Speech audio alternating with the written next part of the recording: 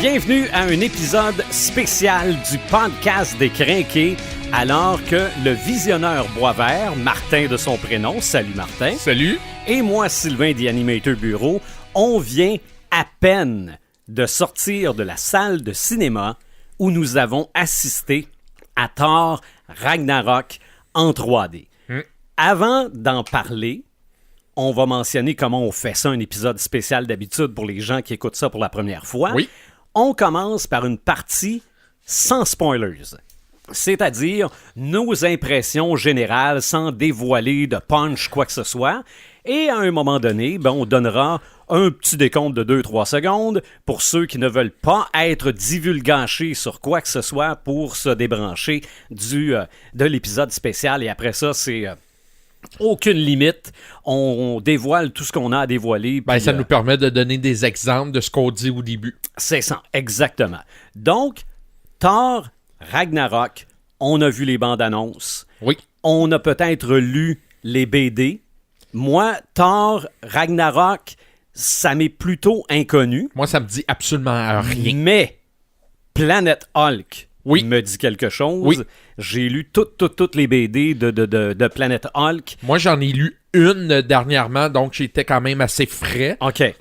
Donc, comment t'as trouvé ton expérience au cinéma pour Thor Ragnarok, Martin? Écoute, c'est un film qui est divertissant, mais j'ai un mais tout de suite. Oui. Parce que on sait que le MCU a l'habitude dans ses films de faire tout le temps une petite partie, un petit mélange d'action avec un petit peu d'humour, un petit punch d'humour, là. Mais mon Dieu que c'était de l'humour par-dessus de l'humour par-dessus de l'humour. Ouais, et ça, c'est quelque chose j'ai eu une overdose d'humour pendant le film. Et ça, c'est ce qui m'a dérangé le plus pendant le film. Et tantôt, je te donnerai des exemples. Ça, c'était agaçant. Ça m'a dérangé. Oui, c'est divertissant. Il y a certains humours qui m'ont plu, mais il y a d'autres, à un moment donné, mon Dieu, je me demandais ce que ça faisait, cet humour-là. OK, à un moment donné, c'était niaiseux. Ouais, c'est ça. C'était niaiseux, là. Puis, je sais pas si le réalisateur a l'habitude de faire des films avec cet humour-là. Je pense que oui. C'est ce que j'ai cru comprendre aussi. Donc, je trouvais que par moments, ça n'avait pas sa place. Cependant, moi, je peux dire que la méchante, Cate Blanchett, l'actrice, que j'ai trouvée très bonne, très belle, très sexy. Elle était convaincante. Elle était... regarde, c'était probablement la seule qui avait pas de scène d'humour là, dans ce film-là. Ça passait bien. Ce que j'ai aimé aussi, c'est le petit côté du film différent des deux premiers. OK. Il y avait un petit quelque chose de différent des deux premiers. Premièrement, le costume de Thor qui était un petit peu différent, qui faisait plus gladiateur, la coupe de cheveux. Mais, tu sais, on voyait même le générique du fin de la fin était complètement différent. C'était une musique techno. Mais dans l'ensemble, c'est un film divertissant, sans plus. OK. On partage pas mal le même avis. OK? À un moment donné, il y a une chance, par exemple, qu'il l'avait, cet humour-là, parce que je pense que sans cet humour-là, le film aurait été très plate. Oui, effectivement. Parce que... scénaristiquement parlant, ça se résume à peu près sur une page et demie, là. Ouais. Okay. Même la finale, c'était quand même... c'est pas de la grosse finale qu'on a eue, là. C'est ça. Mais, oui, divertissant. Moi, personnellement, évidemment, tu le sais, moi, je suis Team Hulk, là. Ouais. Fait que Hulk, j'ai été servi là-dedans. Oui, il y a de l'humour avec Hulk, mais enfin, OK, parce qu'avant, on le traitait... les films... Les deux films de Hulk, même s'il y en a seulement qu'un dans le MCU, c'était sérieux, là. Pas à peu près. Ouais. Oui, on a eu un petit peu d'humour dans les Avengers avec Hulk.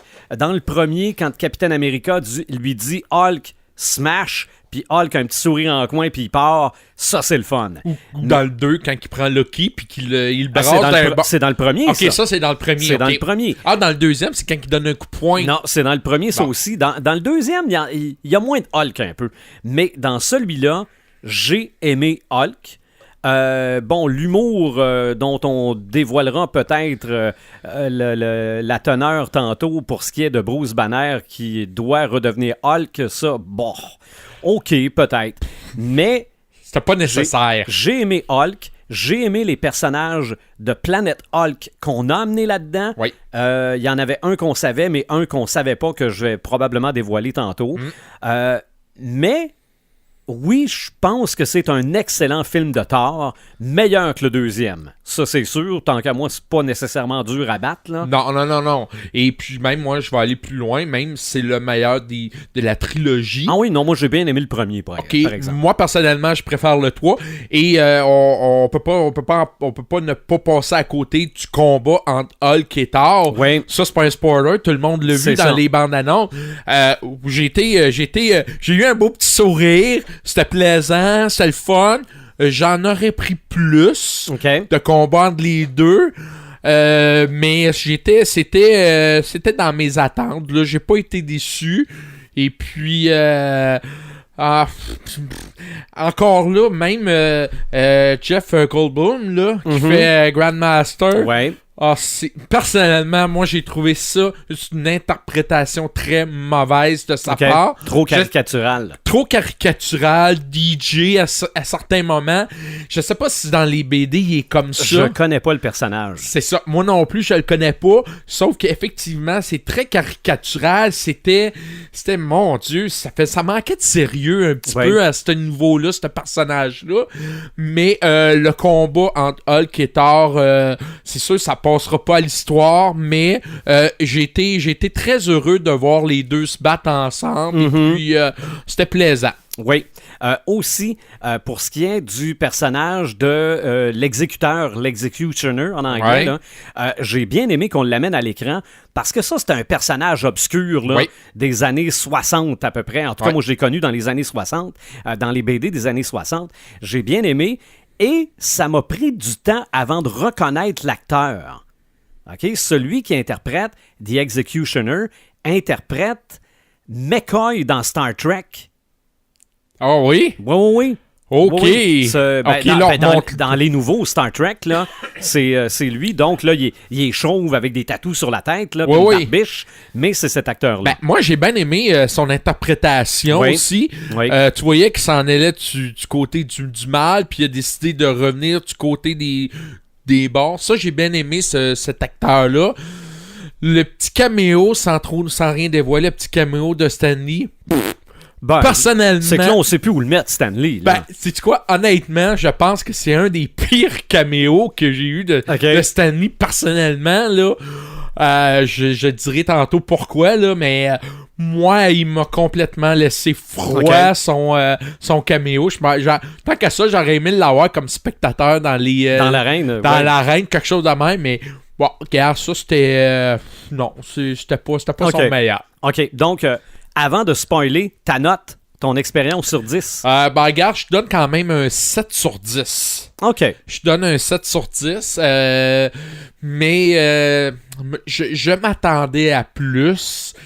J'ai pas été déçu, mais la trop grosse dose d'humour a fait qu'à un moment donné, c'était comme... C'est plus drôle, là. C'est plus drôle. Dans le cinéma, ça riait, mais moi... Il y a certains humours que j'ai aimé. L'humour où on faisait référence à Loki et Hulk des anciens.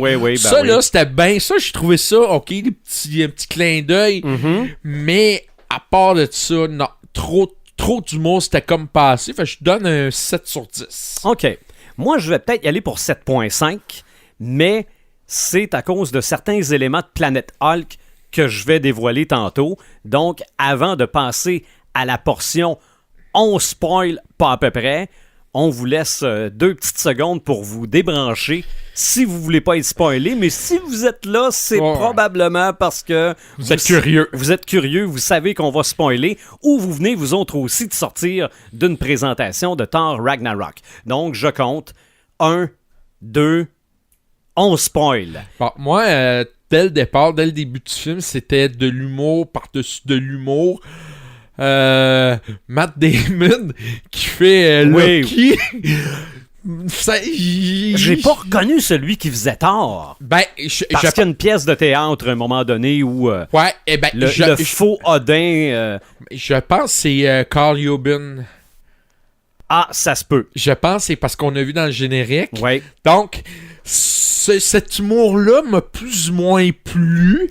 Parce que celui qui fait Odin dans la pièce de théâtre, c'est celui qui fait l'explorateur en chef dans Jurassic Park.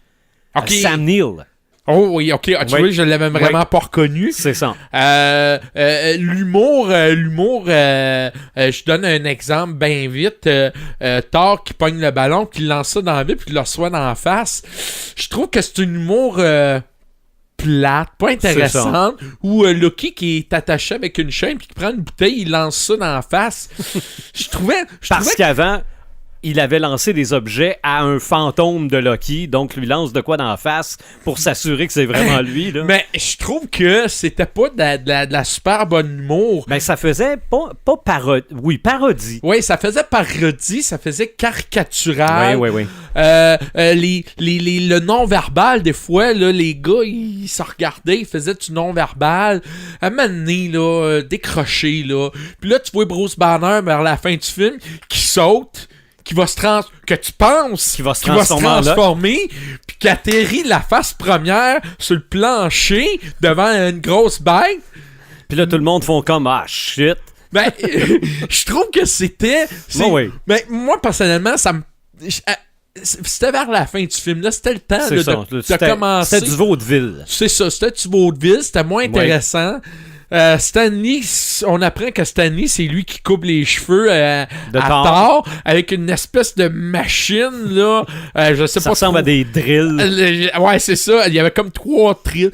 Non, ça c'était... Thor qui a peur comme une petite fille, quasiment. Là. Ah, c'est comme... non, regarde, c'est... Ça, là, cet humour-là, personnellement, ne m'a pas plu. C'est sûr que l'humour avec Hulk et Loki où il faisait des références aux anciens films, ça je trouvais que c'était bien placé, c'était intéressant, mais à part de tout ça, garde je sais pas là, moi ça m'a désenchanté un petit peu. Je peux comprendre que le MCU, sa marque de commerce, c'est un peu d'humour dans chaque film. On se le cachera pas, il y a de l'humour dans chaque film. C'est ça, des punchs bien placés. C'est ça, mais ça se prend pas au sérieux. C'est ça. Dans Civil War, t'avais Spider-Man qui te lâche une petite joke, mais ça finit là.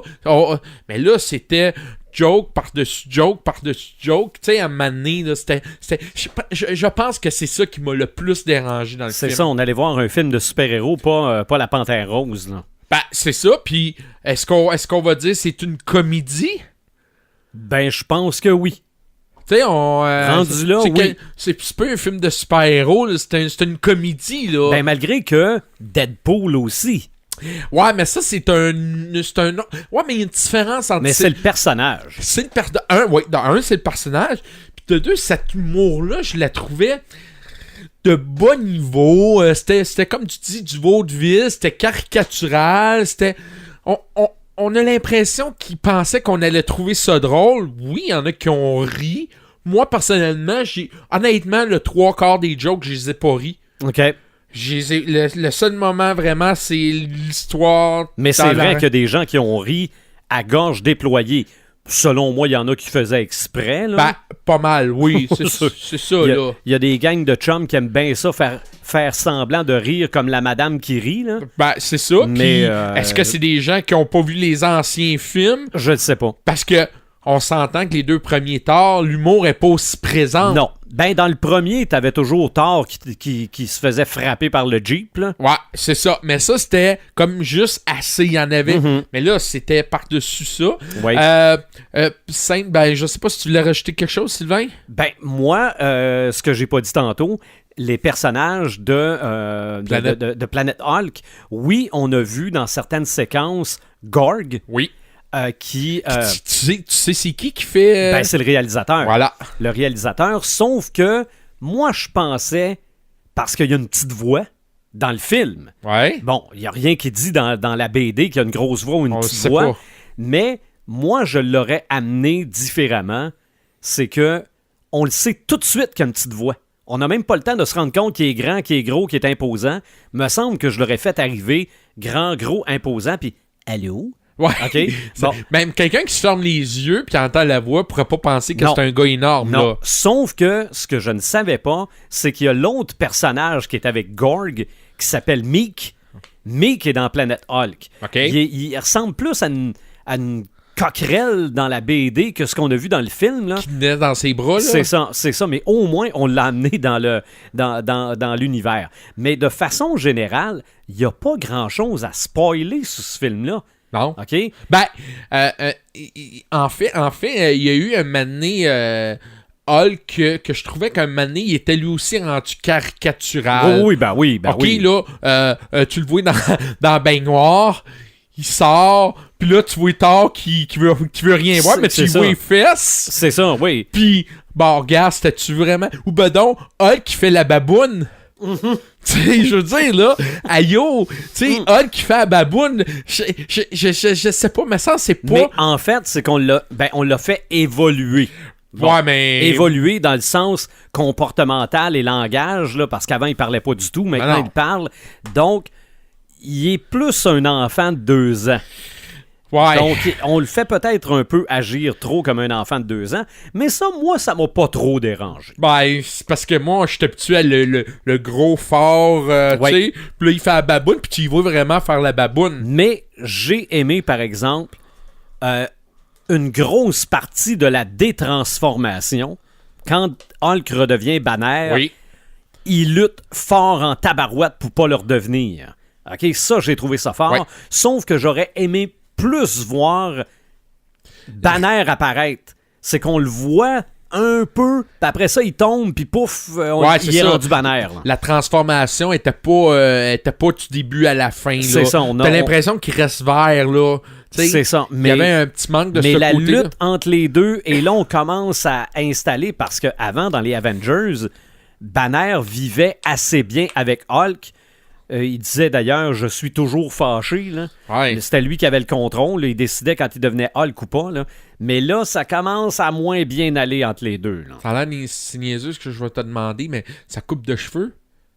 Ben ça vient du fait qu'ils sont rendus gladiateurs. Lui-ci, il s'est fait couper les cheveux comme Thor. Ok. Mais j'espère qu'ils vont repousser.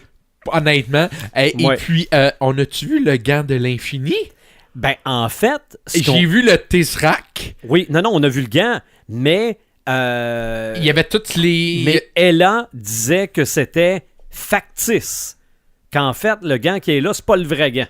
Donc, Mais- elle vient de détruire la théorie du début du MCU à l'effet qu'on avait vu le gant de l'infini. Parce qu'on a vu les diamants, je pense. C'est ça. Non, elle a dit que c'est des fausses affaires qui sont là. Mais Mais Loki est reparti avec le Tesseract. Autre spoil. Ben, en tout cas, on pense. Ben, je sais pas. Parce qu'il est passé à côté et qu'il il l'a l'a regardé. regardé, Là. c'est ça. Est-ce qu'il l'a gardé, là? Mais il y a une chose qui est certaine, c'est qu'avec la destruction de Asgard, ça nous donne une bonne idée dans Avenger, le Ouais. 3, que probablement, selon moi, Thor fera pas long feu. Je le sais pas, mais Je- si on peut spoiler les scènes post-génériques, là, on a vu le vaisseau de Thanos. devant Thor et Loki. À leur arrivée au retour sur Terre, le vaisseau de Thanos est rendu lui avec. Là. Donc là, est-ce qu'on peut présager que le début du film, ça pourrait être un combat entre Thanos et Thor et Loki? Peut-être.